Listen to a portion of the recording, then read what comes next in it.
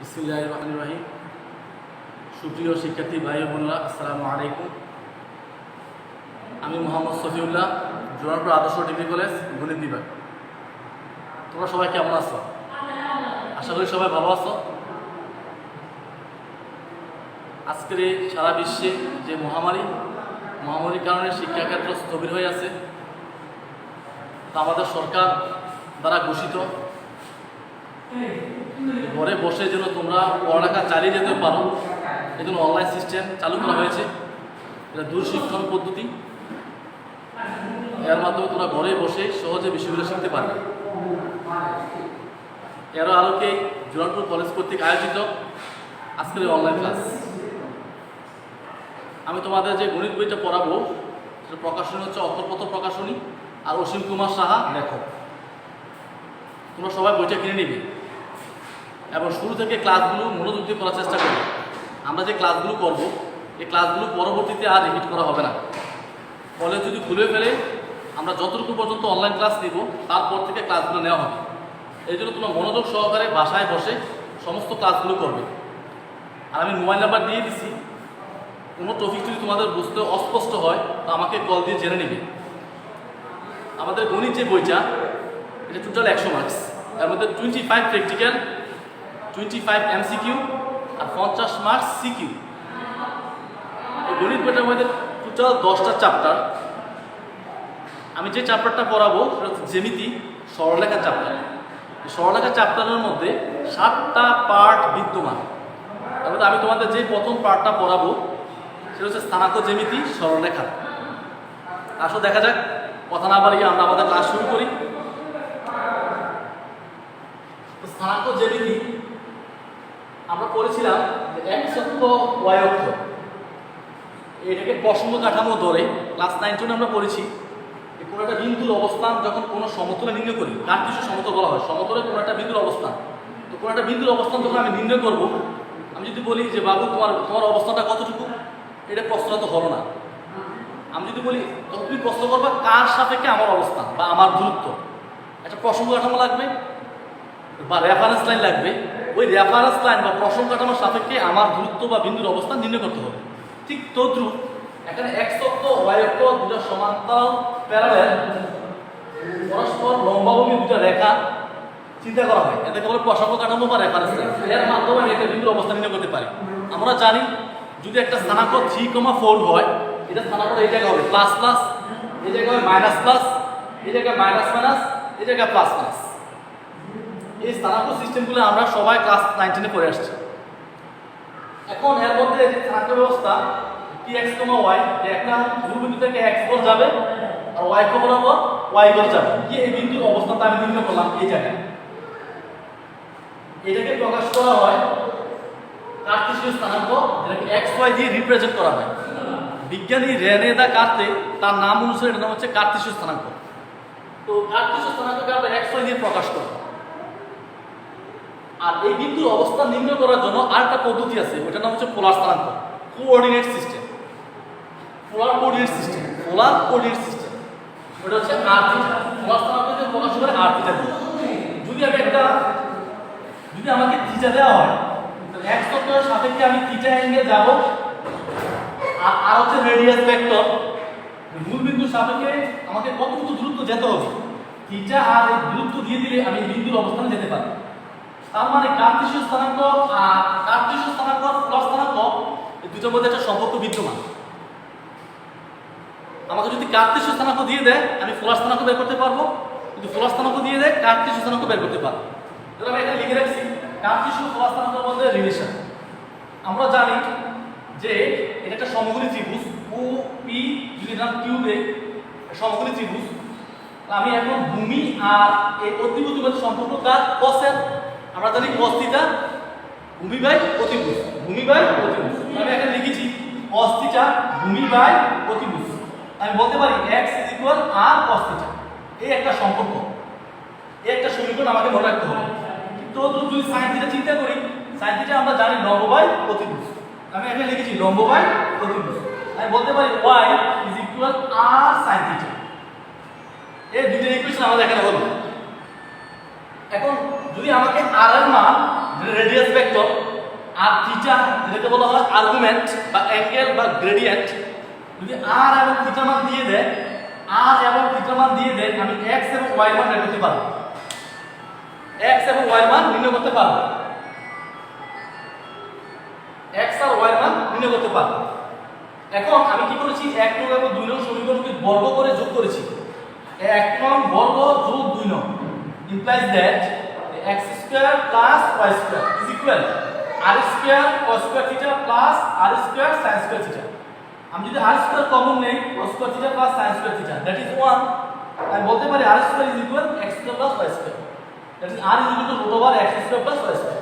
এইটা আমরা radius vector বা r এর যে দূরত্ব এটা বের করার ফর্মুলা। আরটা হচ্ছে আমি 2 নং থেকে 1 নং ভাগ করেছি, 2 নংকে 1 নং দিয়ে ভাগ করেছি, যদি ভাগ করি কি হয়, r sin theta by r cos theta, that is y by x, r এর যদি কাটা যায় sin by cos, that is tan theta, তো theta কে বলতে পারি tan inverse y by x। আমরা এখানে কত থেকে এই জায়গায় মডুলাস চিহ্ন ইউজ করব, এটা হচ্ছে থিটা মান বের করা, আর হচ্ছে রেডিয়াস ভেক্টর r এর মান বের করার ফর্মুলা। আমাদেরকে x r cos theta, y r sin theta, r root over x plus y square, theta is equal to tan inverse y by x, এই চারটা ফরম্যাট আমাদের মনে রাখতে হবে। এগুলো করতে কি কাজে লাগবে, যদি আমাকে কার্টেসীয় স্থানাঙ্ক দিয়ে দেয় আমি r বের করতে পারবো আর থিটা বের করতে পারবো। এই দুটোর মধ্যে একটা সম্পর্ক, দুইটা স্থানাঙ্ক ভিন্ন বা দুইটা বিন্দুর অবস্থান সেম, দুইটা বিন্দুর অবস্থান সেম, এর মধ্যে একটা সম্পর্ক। তো আসলে এখন আমরা পোলার স্থানাঙ্ক থেকে কিভাবে কার্টেসীয় স্থানাঙ্ক নিতে পারি, পোলার স্থানাঙ্ক থেকে কিভাবে কার্টেসীয় স্থানাঙ্ক নিতে পারি এই সম্পর্কে আলোচনা করব।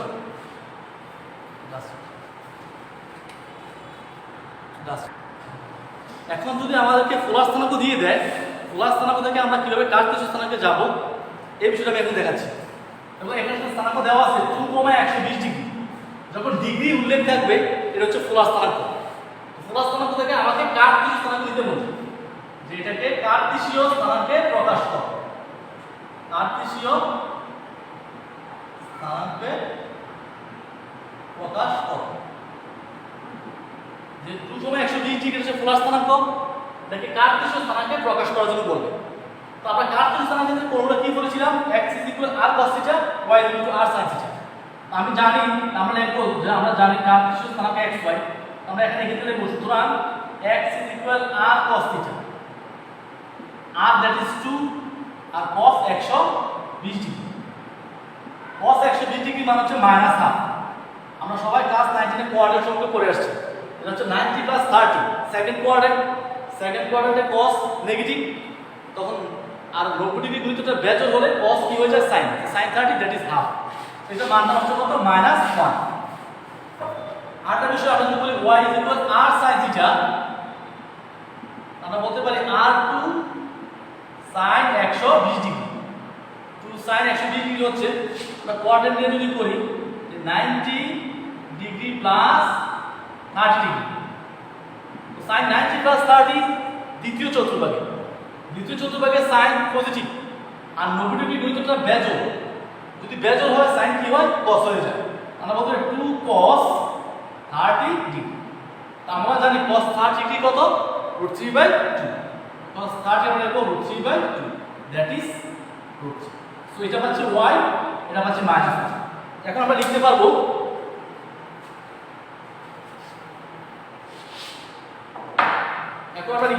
অর্থাৎ কার্টেসীয় স্থানাঙ্ক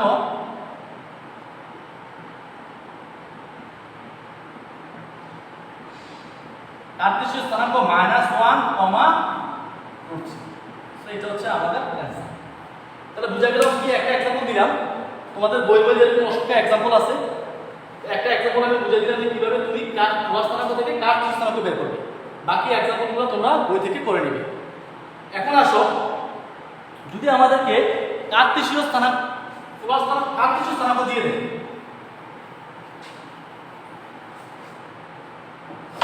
যদি আমাদেরকে কার্টেসীয় স্থানাঙ্ক দিয়ে দেয় √3,1, যদি আমাদেরকে কার্টেসীয় স্থানাঙ্ক দিয়ে দেয় আমরা কিভাবে পোলার স্থানাঙ্ক বের করব? পোলার স্থানাঙ্ক এটাকে বলবে পোলার স্থানাঙ্কে প্রকাশ করো।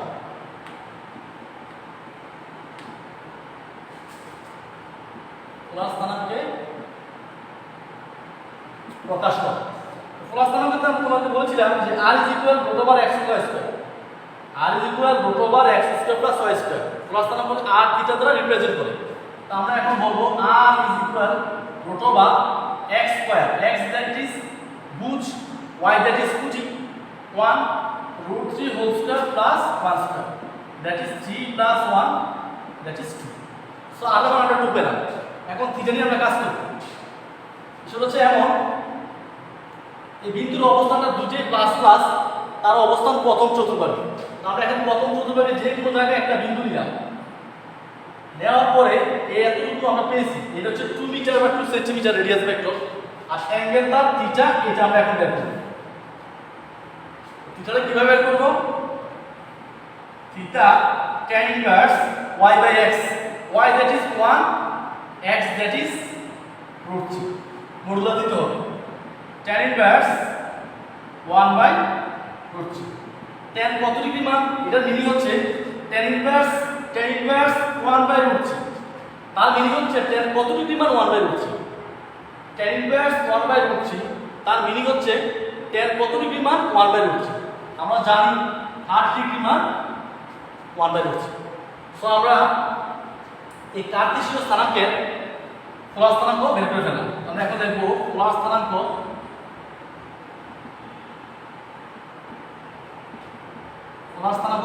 2,8 ডিগ্রি। এটা হচ্ছে আমার পোলার স্থানাঙ্কের আমরা পেলাম কার্তেশীয় স্থানাঙ্ক থেকে। এখন দেখো, একটা বিন্দুর অবস্থান যদি এমন হয়,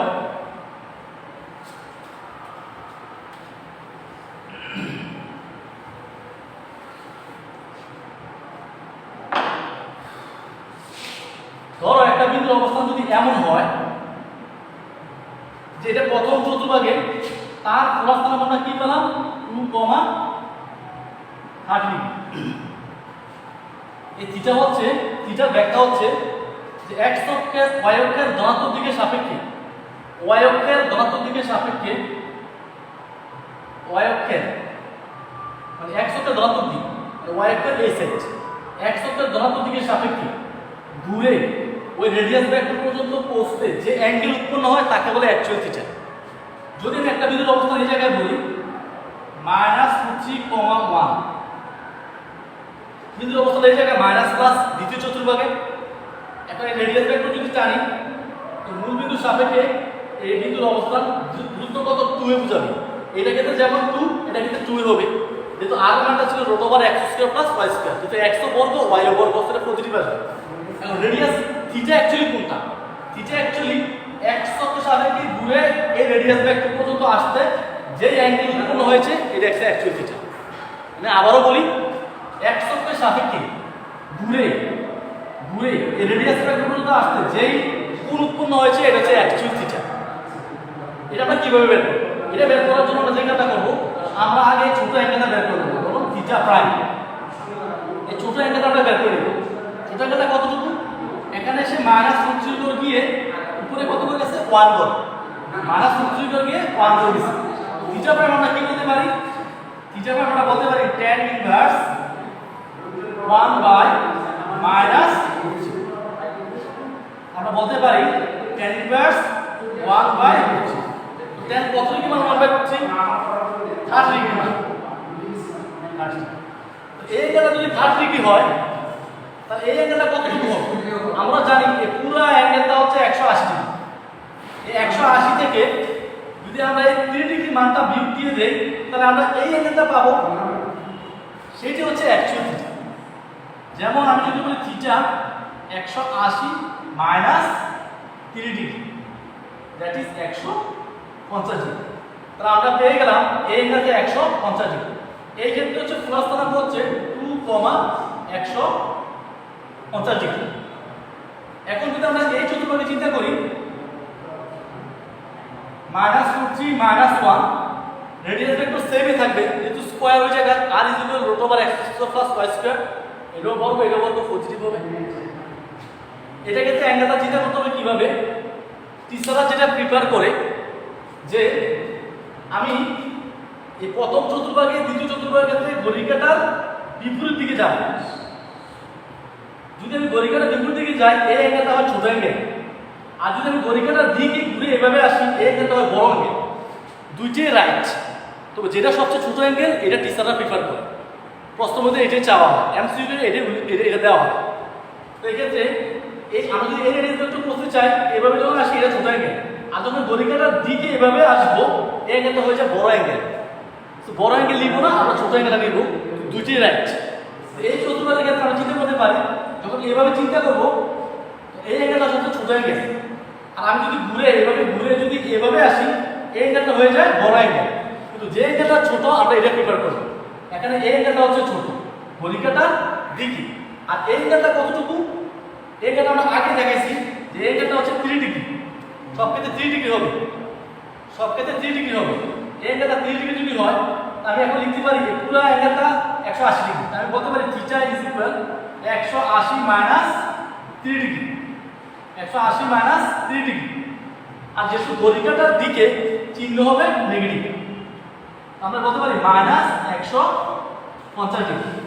এই চতুর্ভাগের ক্ষেত্রে প্লাস তারা করবে 2 মাইনাস 150 ডিগ্রি। এই মাইনাসটা হচ্ছে ঘড়ি কাঁটার দিকে হলে চিহ্ন হয় নেগেটিভ, ঘড়ি কাঁটার বিপরীত হলে চিহ্ন হয় পজিটিভ। এখন যদি আমি এই চতুর্ভাগে চিন্তা করি √3 মাইনাস 1, তাহলে এই অ্যাঙ্গেলটা ছোট অ্যাঙ্গেল এভাবে যদি ঘুরে আসি, যদি আমি x অক্ষের সাপেক্ষে এভাবে ঘুরে আসি, আমি আগে বলেছি x অক্ষের ধনাত্মক দিকে সাপেক্ষে ঘুরে ওই রেডিয়াসের পর্যন্ত পৌঁছতে যে অ্যাঙ্গেল সৃষ্টি হয় তাকে বলে অ্যাকচুয়াল থিটা। তার মানে এই অ্যাঙ্গেলটা যদি আমি ঘুরে আসি থিটা, ঘড়ি কাঁটার দিকে চিহ্ন হবে নেগেটিভ, এক্ষেত্রে থিটা হবে minus π/3 minus 3 degree, minus 3 degree. তাহলে এই ক্ষেত্রে আমি এটা প্লাস বানাতে বলতে পারি 2 মাইনাস 3 ডিগ্রি। এখন দেখো আমি চারটা এক্সাম্পল এখানে দেখাইলাম। প্রথম চতুর্ভাগ যখন পজিটিভ, দ্বিতীয় চতুর্ভাগে নেগেটিভ পজিটিভ, তখন তার প্লাস স্থানাঙ্ক হয় এমন, এই চতুর্ভাগে প্লাস স্থানাঙ্ক আর এই চতুর্ভাগে প্লাস স্থানাঙ্ক আমি দিয়ে দিলাম। চারটা এক্সাম্পল দেখালাম কিভাবে এগুলো নির্ণয় করতে হয়। তাহলে এই প্রথম চতুর্ভাগ আর দ্বিতীয় চতুর্ভাগের ক্ষেত্রে আমরা ঘড়ি কাঁটার বিপরীত দিকে যাব, তৃতীয় আর চতুর্থ চতুর্ভাগের ক্ষেত্রে ঘড়ি কাঁটার বিপরীত দিকে আমরা যাব, গিয়ে আমরা এই কোণগুলো নির্ণয় করব। আর যখন ঘড়ি কাঁটার দিকে চিন্তা করতে হবে, চিন্তা করি তো মাইনাস চিহ্ন হবে, আর ঘড়ি কাঁটার বিপরীত দিকে হলে পজিটিভ চিহ্ন হবে। এই কথাটা আমরা সবাই মাথা রাখবো।